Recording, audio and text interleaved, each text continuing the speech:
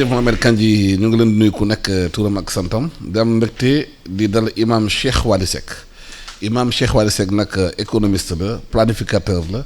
mooy président du conseil de fondation d'appui aux initiatives pour la promotion de l'islam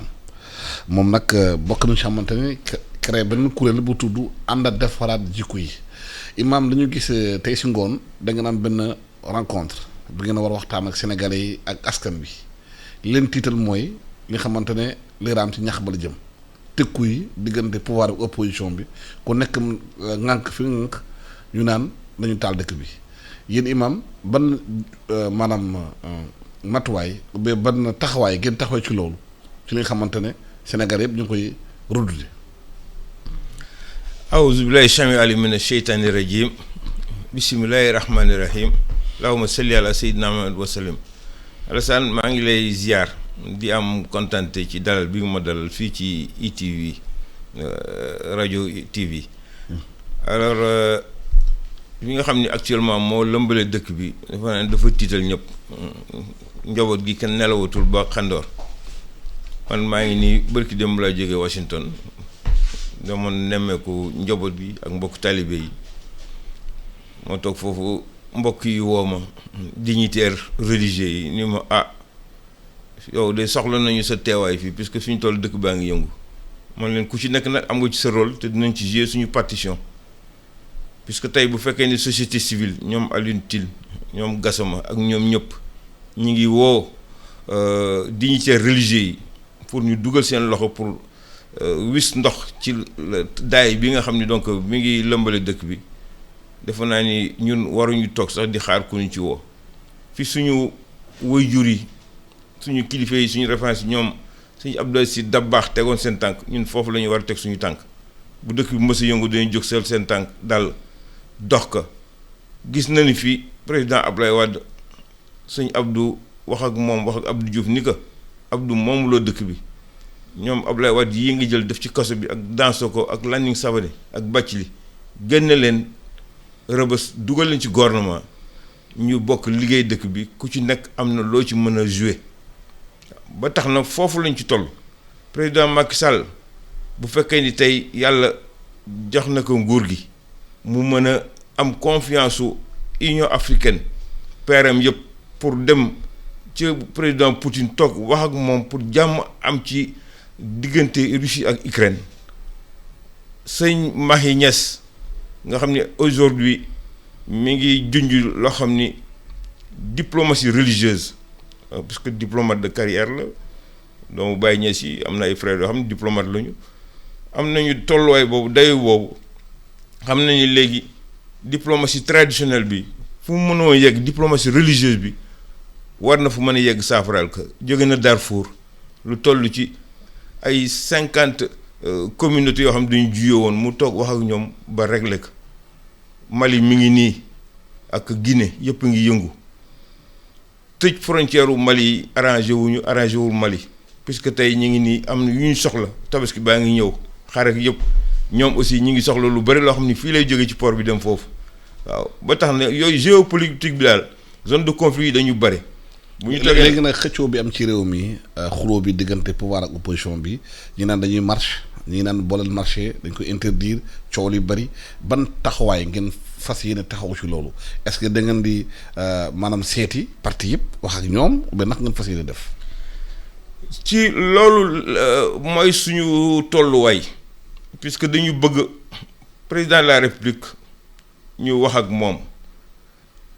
opposition bi ñu wax ak ñoom yëgal nañ leen ni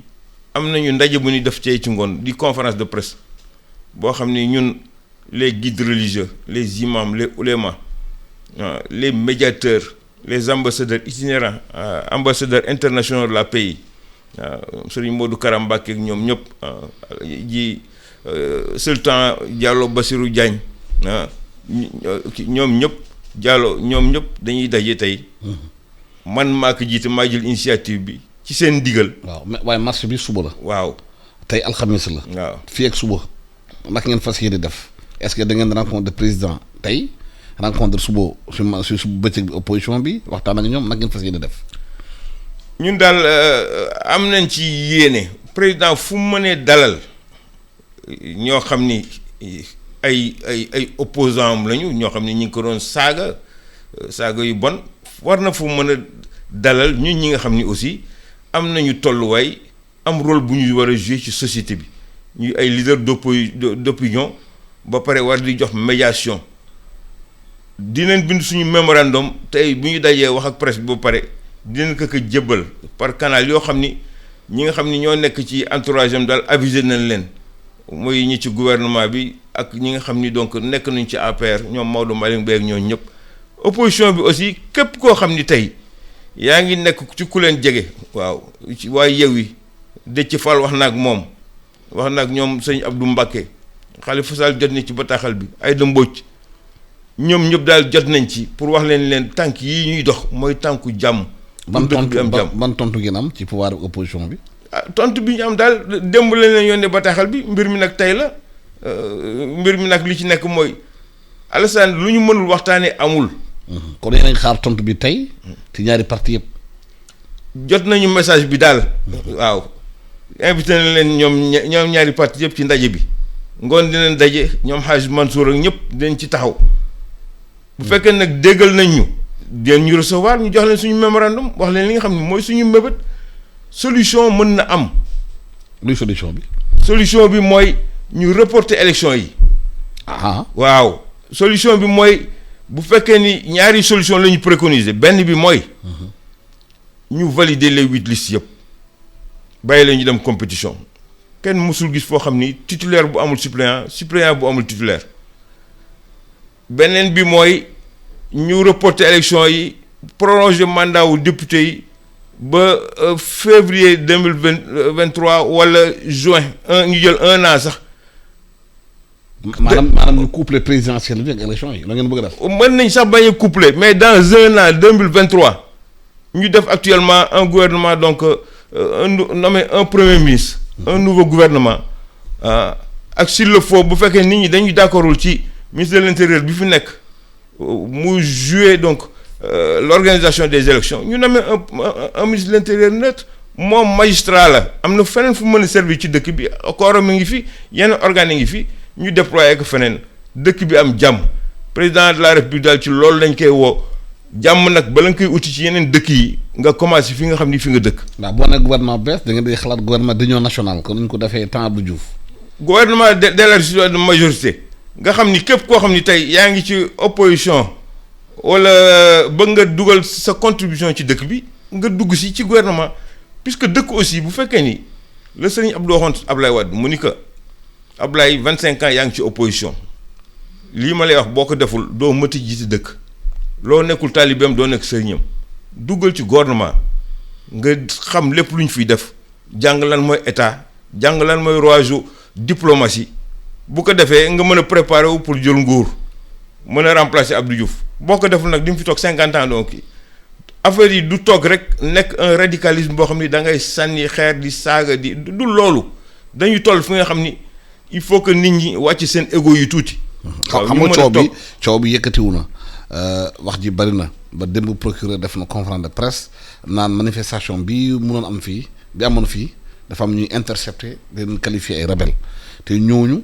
pour procureur bi c'est des gens dangereux dañuy bëggoon déstabiliser réew mi xam nga wax ji bu toll ba foofu crispation bi am parti bu nekk ngànk fi ngànk. waaw léegi aussi ñu ngi lancer appel à ce que ñu dal puisque procureur loolu mënoon na ñàkk rôle bi mu war a jouer tolluwaayam mooy mu dalal waaw puisque man gëwuma ni waaye yow yi fi ñu toll ci responsable ci dëkk bi dinañ dugg ci yooyu waaw vraiment. ñu ngi lancé appel daal à ce que parti yëpp daal procureur aussi am na droit informer population bi cette loi moo ko tënk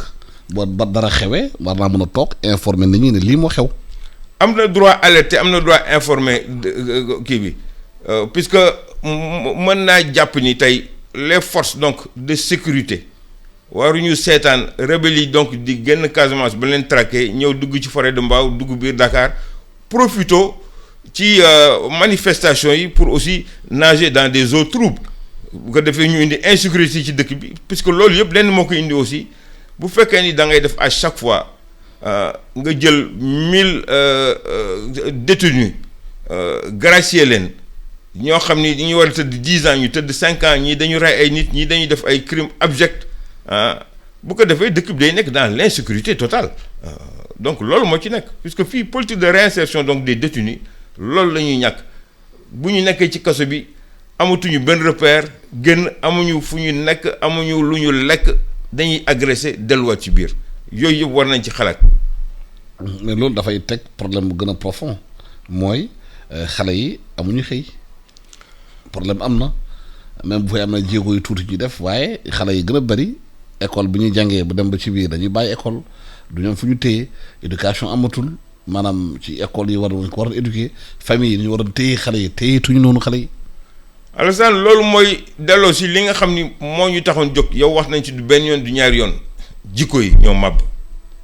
yow gis nga suñu combat ça a été vraiment constant depuis 2010. mais naka lañ def pour tabaxaat jikko yi. waaw tabaxaat jikko yi lenn la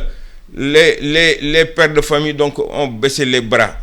les enseignants ont baissé les bras gouvernement am na ci responsabilité am nag du moom rek mooy responsable xale yi yaratuñ leen jàngalatuñ leen. xale yi amatuñu xorma ci mag ñi saaga wax ju bon y a l'impunité totale lu neex waaye def y a donc tout ce qui est les détournements de deniers publics tout cet art cette kyrielle de mots qui gangrène notre société fait que de sorte que aujourd'hui la crise sociétale est très profonde ba tax na donc pour y remédier nag dafa laaj ay solutions radicales bu fekkee ni problème mu xëyu xale yi la effectivement oisiveté fu mu ñëw day indi problème puisque xale yi bu ñu toogee ñoom nekk ay mbër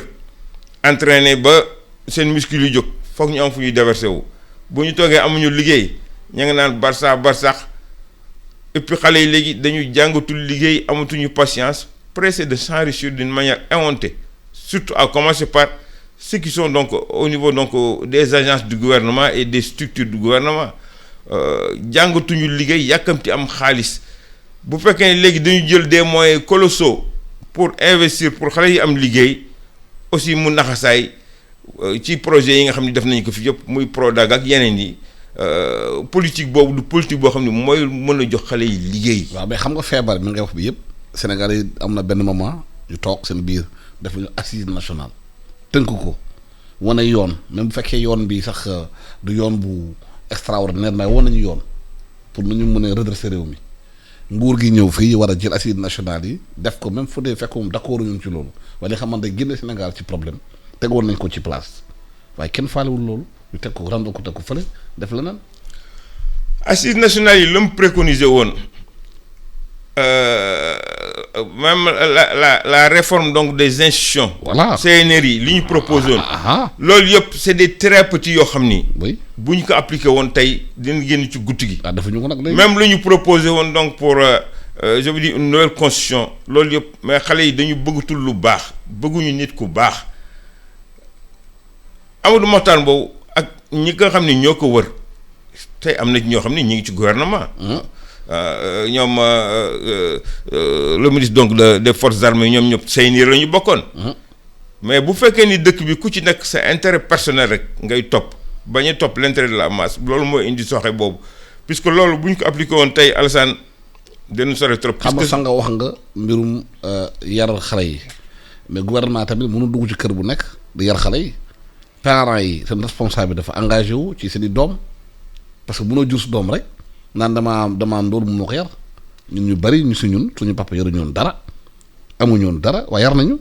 waaw loolu li koy indi mooy aussi ñu bàyyi la nga xam ni mooy éducation de base bi li nga xam ni ci période du Senghor bi ak Amadou Mahtar boobu jëloon nañ ko fi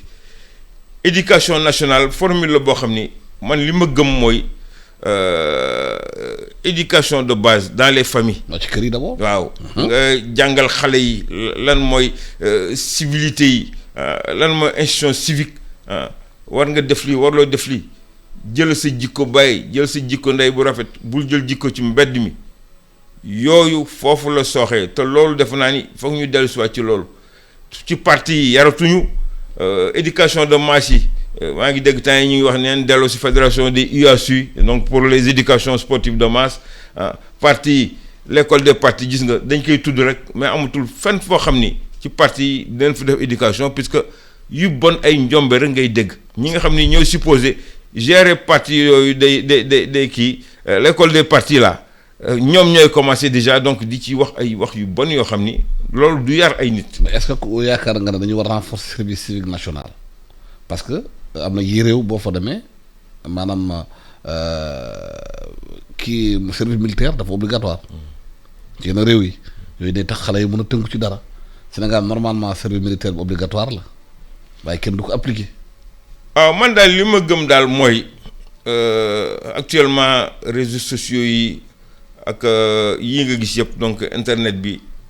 xale yi service civique national sax du loo xam ni vraiment gëm naa ni mën na ci ñoom dara d'autant plus que ñi nga xam ni ñoom que na lañ ko teg seen loxo ay ministre donc de la jeunesse ils sont pas outils amuñu caractère boobu pour mën a guider xale yi ci donc ci yenn yoon bi. li ma gëm daal mooy. solution bi léegi. li ma gëm daal mooy waajur yi bu ñu bàyyi seen loxo nañu continuer yor seen doywaay seen tolluwaay uuf njaboot gi jëm leen tàggat daal teg leen ci yoon bi yoon bu baax bi yoonu siraatal mustaqiim. mais est-ce que ñu yore réew mi tamit jiite ko ñoo war a wane exemple bu rafet parce que ñoom la ñu jiital ñooy élite bi ñoo war a wane yoon bi parce que buñ la jox réew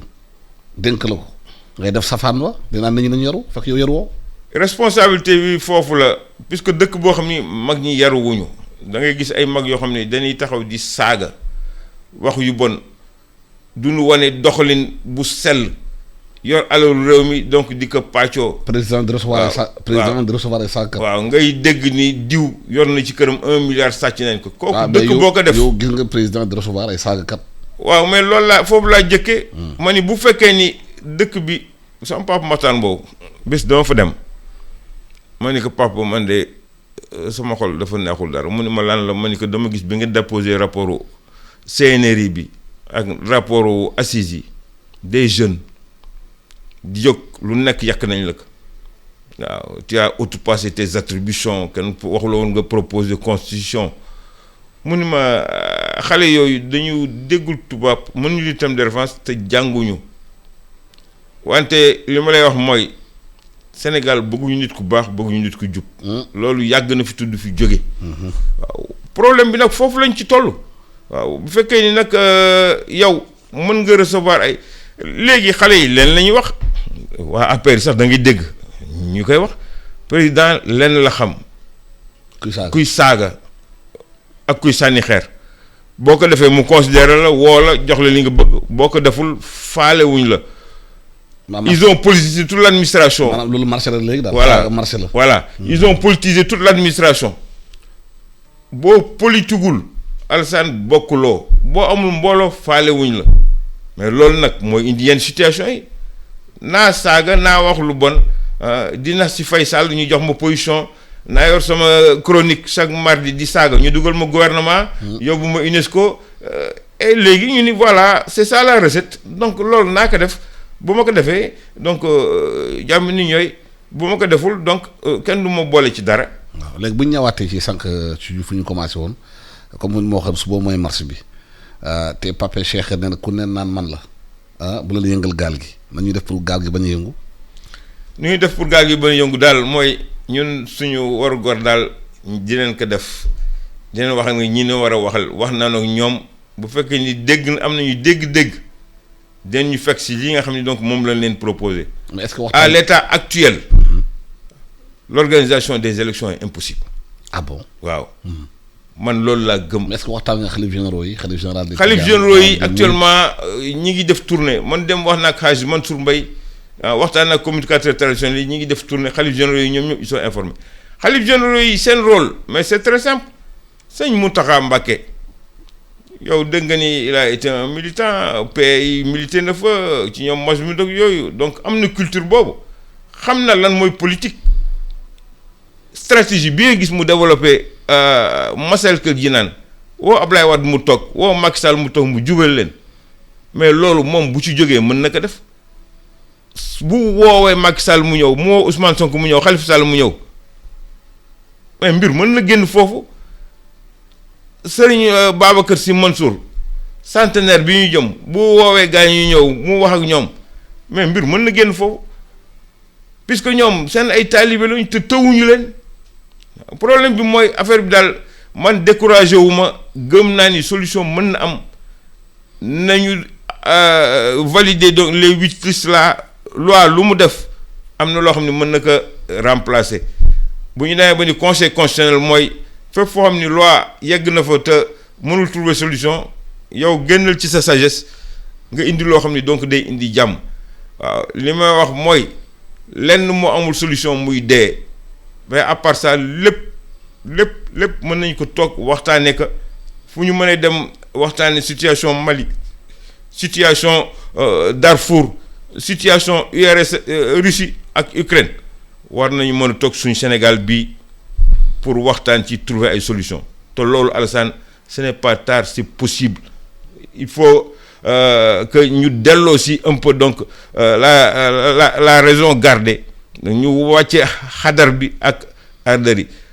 man xale yii ci opposition Yewwi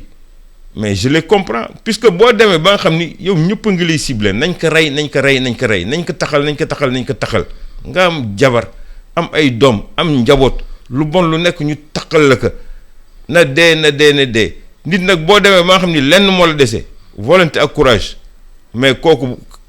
xaru sarax bi bu fekkee yow lañ ko bëgg def mais da ngay fippu du ma ni nag ñoom maa ngi leen encouragé ci loolu du ma ni nag ñoom aussi ils sont exempts de tout reproche dañu am seen ay jikko am seen ay faiblesse seen ay manquement comme man ni ma ko amee yow ni ma ko amee amul kenn koo xam ni da nga mat bu fekkee ni nit ñi dañu matal lépp ay malaaka la ñuy nekk. nul n'est parfait sauf Dieu def nañ ay erreur président mën a def erreur président actuellement lenn mooy voix de Solem mu ut ñu ko entouré wër ko di ko teg ci conseil yu baax jàppale ko mais aujourd'hui il a fait le vide autour de lui premier ministre amul l'action du gouvernement n'est pas coordonnée et aujourd'hui ça va dans tous les sens boo woowee ay ministre ni leen pare naa ci yéen dem leen ngeen defar seen bagage secrétaire général yi nañuy def affaire courante mais dëkk bi liggéey doot fi am te loolu si ça perdure c'est pas bon pour le pays. waaw taf yëngal gi rek mooy bëri maa la gërëm di la sant imam Cheikh Wally Seck économiste planificateur président du conseil de fondation d'appui aux initiatives pour la promotion de l'islam dina waxtaan ak yow ci ànd defaraat jikko yi surtout li nga xamante ne mooy opposition pouvoir ñu ngi tëkkante ci élection yi di ñëw danaa def du ma def jàppal bàyyil nga waxtaan ak ñoom nag yaakaar na ñoom ñëpp war na ñëwaat à la raison renouer le fil du dialogue pour intérêt au Sénégal moo nekk ci kaw ñëpp Sénégal moo sut Macky Sall moo sut Sonko moo sut Khalifa Sall moo sut ñëpp loolu am solo la ñu ko waxee la maa ngi lay gërëm di la sant te ñaan bëccëg jàmm ak salaam di gërëm Fatima Kane Ndiaye nekk ci technique bi di gërëm ñëpp di rappelé tey si ngoon da ngeen am benn conférence de presse pour waxtaan ci loolu ngeen dajale ay maanaam sénégalais ñoom pour dem wax ak kujje gi ak xamante ne ñu nguur gi ñu def bala teer bëccëg jàmm ak salaam jërëjëf.